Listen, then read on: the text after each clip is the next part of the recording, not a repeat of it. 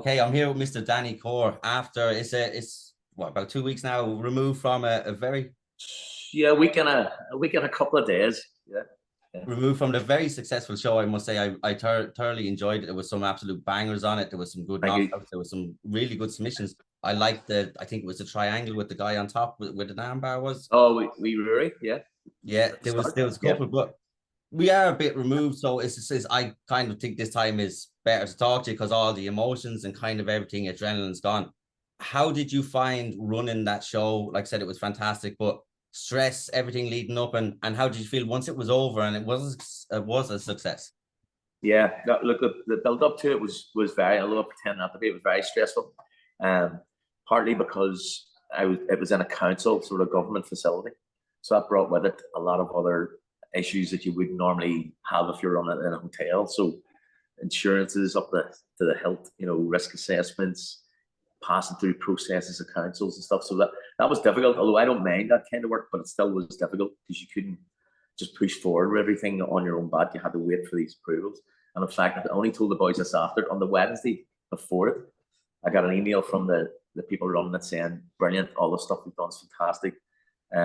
We've just one more approval to get from the council and then it's good to go. I thought, yeah, really, on the Wednesday? And I didn't find that out until the Thursday night after that it was all perfect, good to go, So that was that left me with one sleepless night, definitely, So, and also there was issues with, they had a bad attitude, not a bad attitude, they had a bad feeling about MMA from some previous things that MMA shows that happened in there, So they're just a bit more cautious, but they now love it. They sent me messages after it and emails, and I've met them already, said fantastic, and then the next one's booked, So happy days. So yeah, congratulations. And I getting that email, my God, I would say my heart would have left my mouth if I got the email on the Wednesday. Yeah, on the Wednesday evening, 5:00. And Jack says he knew there's something wrong because he asked me something simple, like, where's his gloves? And I went, fuck up. Don't talk to me. He's like, yeah, there's something definitely wrong there. But yeah, we got through it and it's done and all that. I mean, for the next one, everything's in place, so I don't need to go through that process anymore, So yeah. Once they enjoyed it and they thought it was good, and I thought, like, you've been around MMA years, I've only kind of been in the scene, I want to say 3, but like, yeah, it doesn't usually be trouble at shows. Like, it's not usually trouble with fight, like, because MMA fighters, coaches are probably the nicest people you'll meet because of what you've had to go through to get where you are, the sacrifices and stuff. There's usually 1 or 2 drunk people who kind of think they can fight once they see it, like see people throwing a couple. But I'm glad it went well. And what's the plan for next year? Because the rumors or what I've been hearing when I've been doing interviews off the likes of Emmett and Jack and stuff is you're looking at 4 next year. Is that correct number? Or I think 4 will be a bit tight. I think we're looking at 3, and we've booked 2 already. Next one's on the 27th of April, so that's in the day. I think Cage Warriors is the day before, so that on the Saturday, so that's a perfect thing for us. So so that's booked and all, and start working on already. But yeah, look, the plans to do 3 hopefully next year and link in with all the rest of the shows to make sure we're not overlapping, and we've got a wee bit of a group going at the minute with all the guys that are promoting shows. So yeah, so hopefully we'll get that going and be able to match in with other shows and not step on each other's toes, and help each other out. Yeah, and I really appreciate that because I can't be in 2 places at once. Yeah. And I find, obviously, for yourself, the workloads and trying to get people matched, and then if stuff falls out, if they're so close together, it's hard to replace it. And I went through the summer, I think there was 2 shows, like for like the whole summer, I done like 2 or 3 weeks of interviews, and then all of a sudden, and I still have there's Evolution this weekend in Tullamore by Kieran Davern. Yeah, okay. I go to Lanzarote Friday, then I'm gonna have to start your interviews, and then I've got a week off, and then we've got Elite, and it's just, it seems just, it's too much. Is like, I'm glad that what brought the group starting, like, what is it because of how hectic this year was? I think that brought it. I mean, the guys that we've all up here, definitely there's all good clubs, good guys running these shows, and we all sort of work together, but we want to make it a wee bit more formal, so opening the group, talking to each other and making sure we all know what we're doing and when we're doing it, and also if you're running a club as well, like I do and like Liam Shannon does, trying to match each other on each other's shows so you can spread that about a bit, which is good for everybody, Of course, with myself and before actually I started this, Liam was the first person I really spoke to because Belfast Central he's West Belfast, I'm North Belfast. That probably means nothing to only but people up in Belfast, you know. But they're two big different areas, and you know, and the support is amazing. I mean, like Liam gets amazing support, and that was my thing. The first show was running, I thought, will this be supported? I was blown away by support, absolutely blown away. I mean, I've never walked out on the main card of a show to see the place packed. People usually watch their fighters and leave and go for the drink, you know, or whatever. But it was packed to the gills from start to finish, which was amazing. And I can't thank everybody enough for that. Yeah, that's what I noticed when I kind of got there, and I knew it was coming to showtime, but I looked up and was like, there's a lot of people here, and like you said, that does happen. People come for certain fighters and they leave, and I think just because of the amount of kind of fighters you had on the show, and obviously you had Jack and Emmett, that's another thing I'm going to come to now in a second. Obviously, there's a huge support for them, and it was just a feel good kind of atmosphere. And one of the feel good things for me was I spoke to both the boys before it. It's the first time they fought on a card together. So it's a special moment for them, but also a special moment for you. How did you feel doing that? Obviously, you had to put the fight in between, so it wasn't back to back. But what was that like for you? Well, look, to be honest with you, and like all our fighters of our gym would try to treat the same. And I think I heard Emmett saying that in one of his interviews. But I mean, we invest so much, or I invest, and the coaches in here invest so much in all the guys up here, and we run a very unique.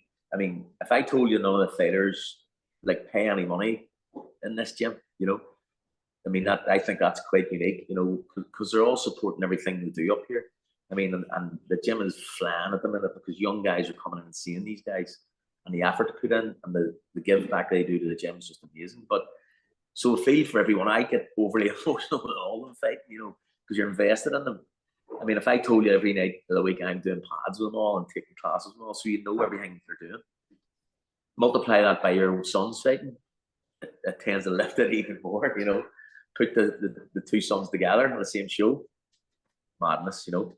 But in saying that, there's more pressure on them. You know, there's more pressure on the fighters. After talking to them all, you think they're all cool behind the scenes. And after every time, especially because we were flying, the gym was flying and people were winning. And, you know, the last three, Kieran Maskey, KO, Emmett a KO. By the time it came to Jack, I think Jack thought the odds are he's going to get KO'd, you know. So the pressure was in his head. And he went, for fuck's sake, like, you know, at least one of these get beat so I can have a chance of the odds here. But yeah, so there's more pressure on him. But honestly, it was adding on running the show.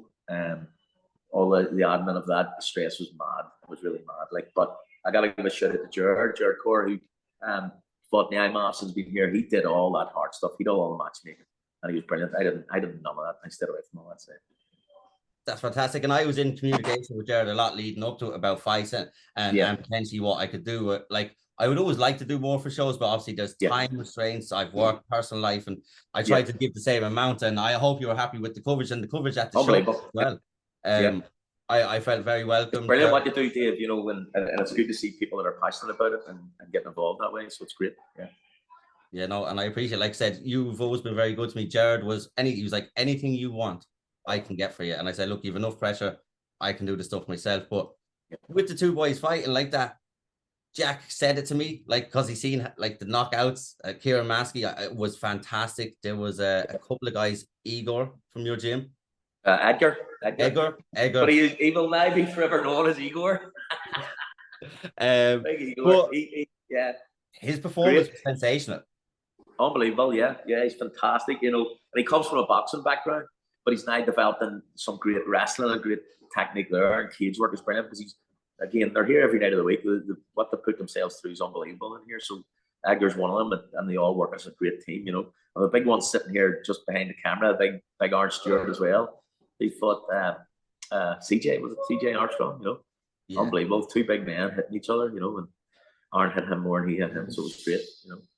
Yeah, that was a good fight. Well, I liked, there was actually a lot of the heavier lads on it as well, and I love the big boys. Heavyweight scrap, and it's good that you can see that more coming back in, because at the minute it's kind of, you look at between bantamweight and kind of lightweight, it's kind of where there's a lot of fighters in, but now you see it kind of exploding onto the scene. And we talked about your gym, and I don't want to say underrated, but I just don't think it gets the recognition enough of the time I think it deserves. I've been saying that for a while, and I think you can see with the crop of youngsters coming through, you can see the tide turning. How do you feel about the gym and everything and how it's going?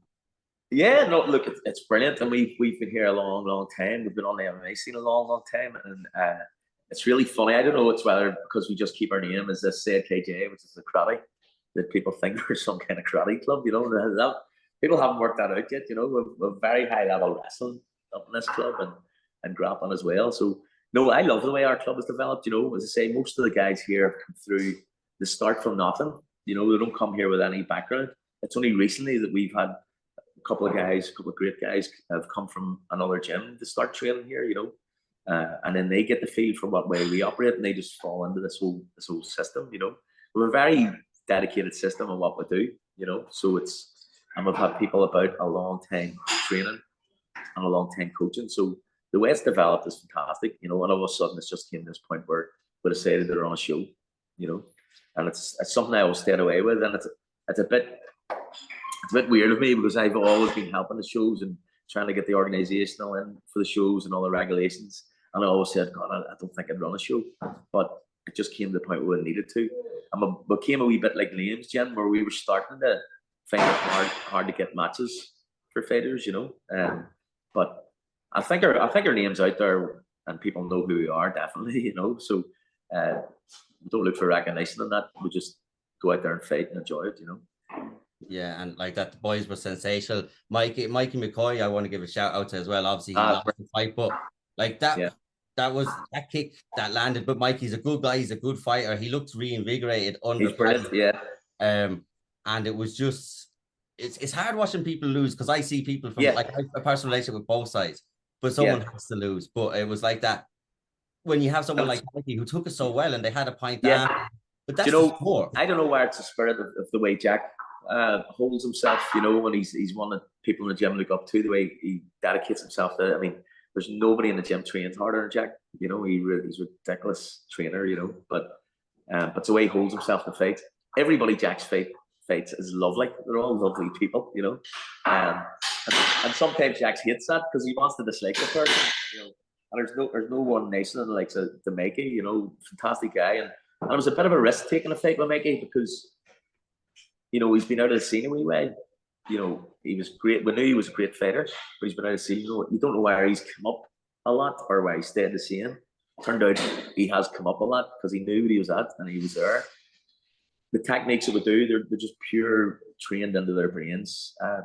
Dave, you know, on that kick, if you listen to it, we shout, instead of me shouting ahead, give him my secret style, instead of shouting a head kick, you know, we shout wee codes out, you know. And the code that I shouted out was just drilled into Jack's head and he just done it straight away, you know, and it connected. And it's a powerful kick he took, you know.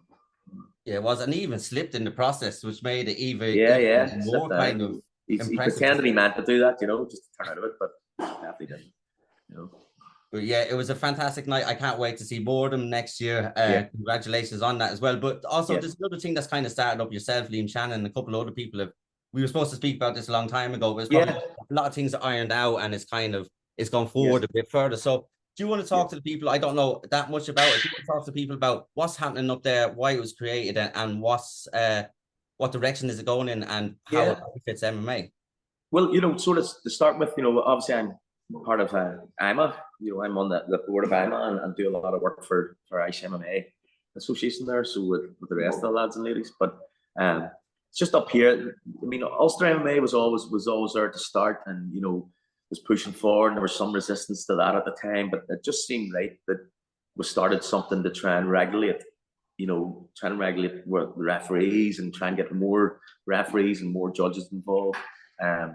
Try and get helping coaches because there's a lot of clubs popping up, you know, and they're all popping up with the right intention and great intentions, but you have to do things right, you know, because God forbid something happens, something goes wrong, and the letter of the law can be brought down in your head really, really quickly, you know. So everybody's doing things with good intentions, but we need to have things done right, especially with this recognition process. So the recognition process is there. So it's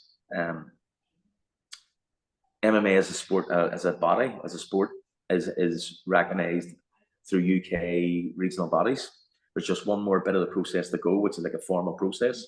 But we'll have to have everything in place to make sure we're showing them that we're doing everything right, you know, instead of just people operating in their own silos and doing their own thing, you know. And some people resist that. You can understand, they want to be involved in things like that. But at the end of the day, that's the way all sports are run, and we have to do that, you know. So Liam was probably one of the first ones to want to get it organised and pulled together, and like the big Aaron Wallace, and we had a few Zoom meetings, and we had a load of people attend that, and hopefully we'll move it forward and bring everybody on board. And I mean, I think the first priority was to get the refereeing sorted. You know, it's not good enough that you have one or two referees and maybe 3 or 4 judges. You know, you should have a big pool of those people coming from all different clubs. So there's no then, you know, if there's a couple of failures, oh, he's biased to him, or that type of thing. If you have a big pool of judges, big pool of referees, you can just pick and choose, you know. So I think that's what our Miles is taking forward, which is great.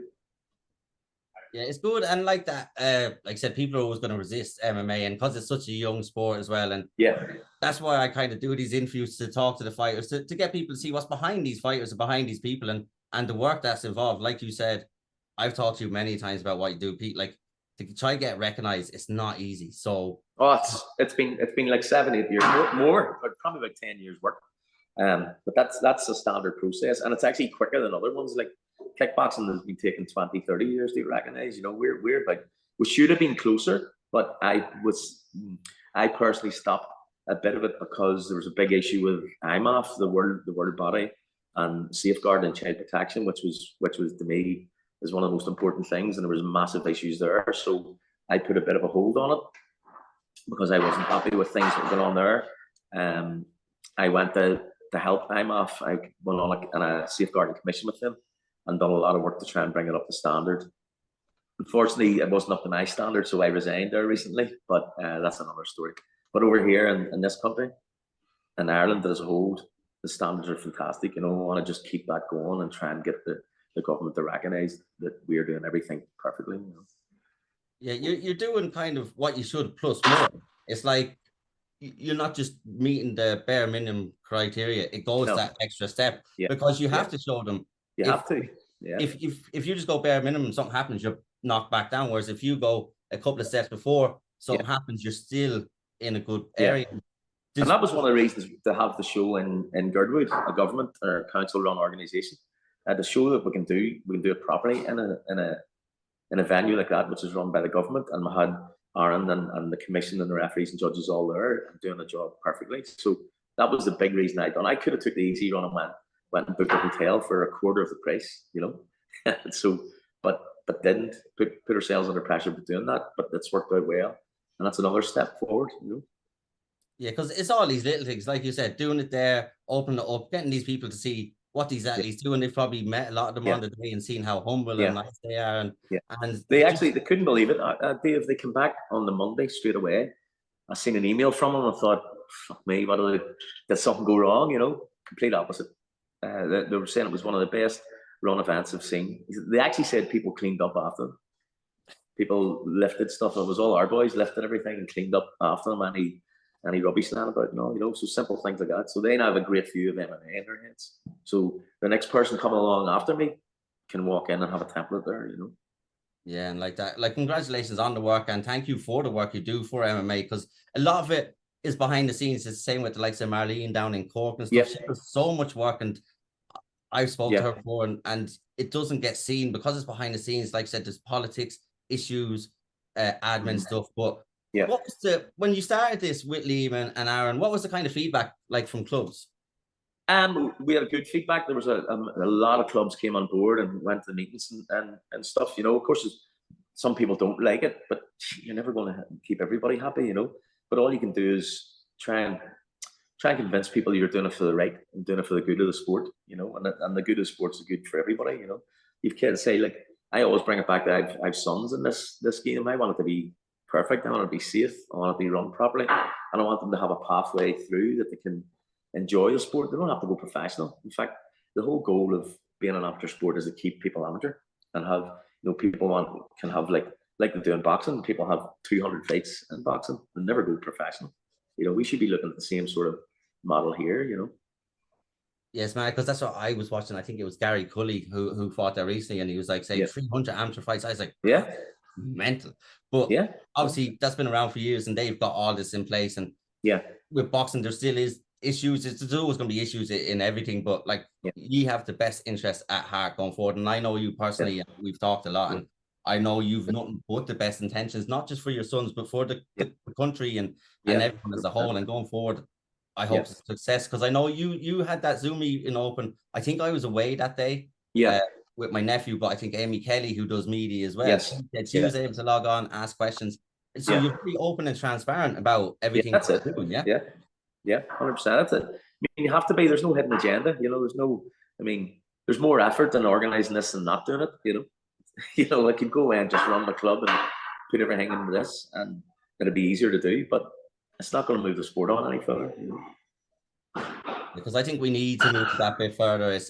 But like that, it's still a young sport. There still is a lot of things, and hopefully it will finally get recognised. But look, it was a fantastic show you had. Like I said, I really enjoyed it. I can't wait to see more. You.